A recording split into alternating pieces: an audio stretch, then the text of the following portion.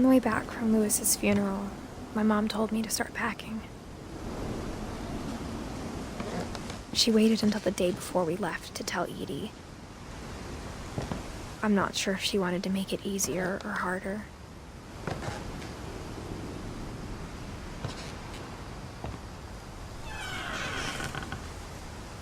I wish we'd stayed. But I understand why we left.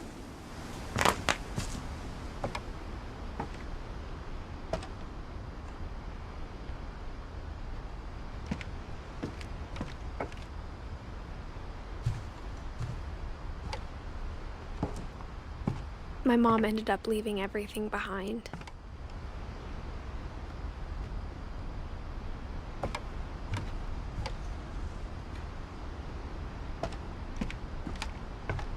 What happened that night had been coming for a long time. Maybe it should have come sooner.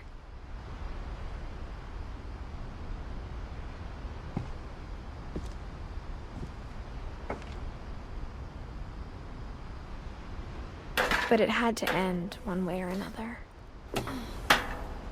All that's left now is to tell you about that last night.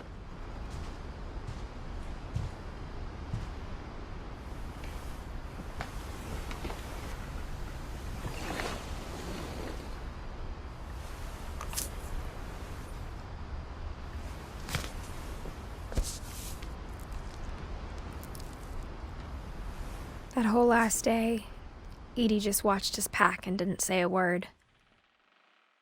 Until supper, when she raised her glass and said, "To our final night together, and all our final nights apart."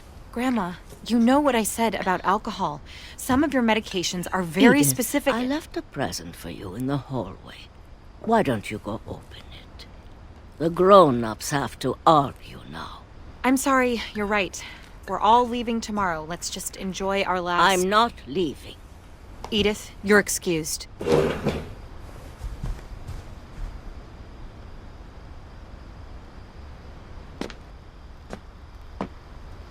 The power had been shut off that morning, but Edie always had plenty of candles. When my mom sealed the library, I don't think she knew about the other entrance.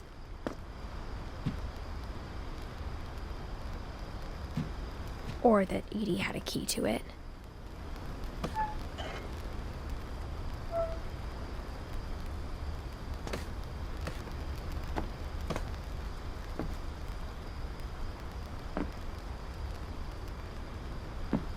That thing you're afraid of isn't going to end when you leave the house.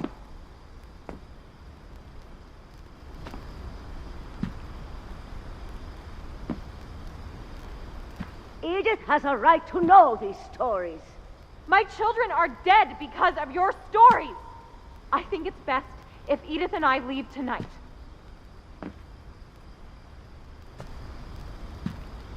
We'll have the nursing home send a van for you in the morning, okay?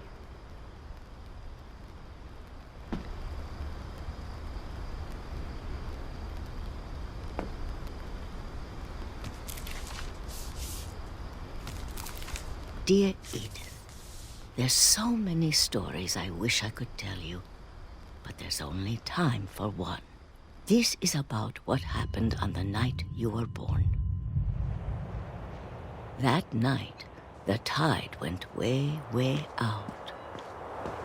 It was the first and last time I ever saw the old house aground. There'd been an earthquake out in the middle of the ocean. They called it the lowest tide in 1,000 years. God, it smelled awful. You know, I've seen that house every day of my life.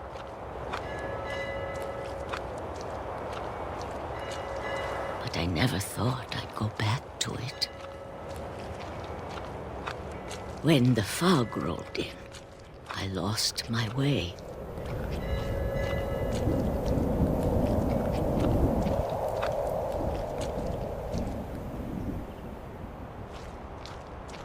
I got turned around.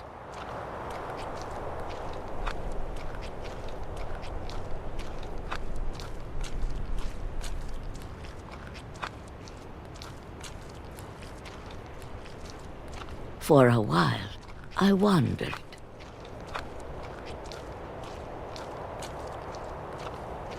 I started seeing things.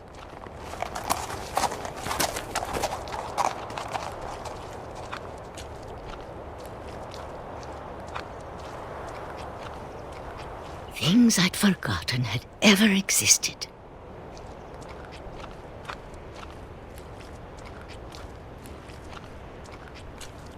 But when I saw them, they felt like old friends. That night, a lot of things came back to me. Or maybe I came back to them.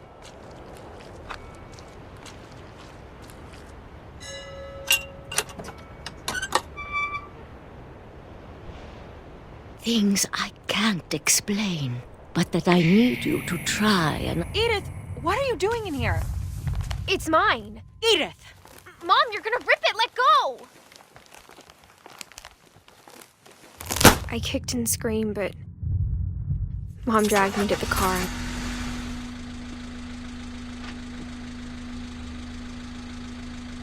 I never saw Great-Grandma Edie again. The next morning, the van came to pick her up, but she was already gone. After that, we moved around a lot.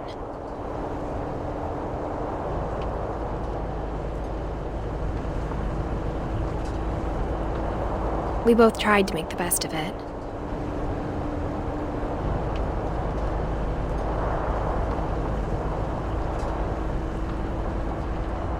A few years went by.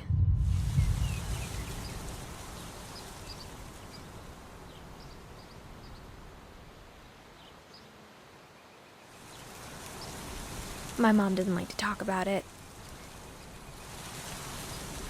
but she started getting sick a lot. The rest happened pretty quickly. She got better for a while, and then she didn't.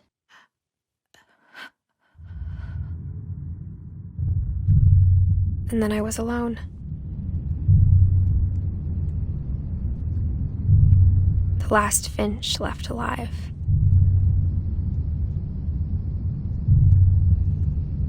Until I found out about you. I'm still not sure what to tell you about all this. If we lived forever, maybe we'd have time to understand things. But as it is, I think the best we can do is try to open our eyes. And appreciate how strange and brief all of this is.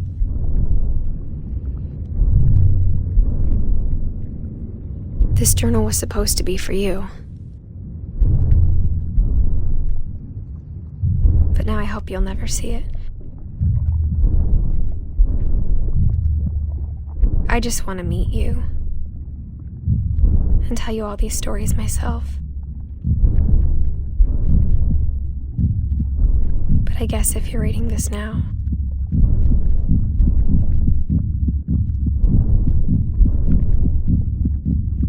things didn't work out that way.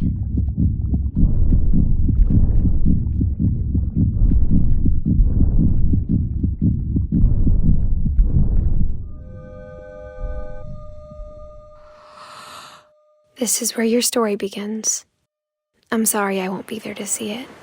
It's a lot to ask, but I don't want you to be sad that I'm gone.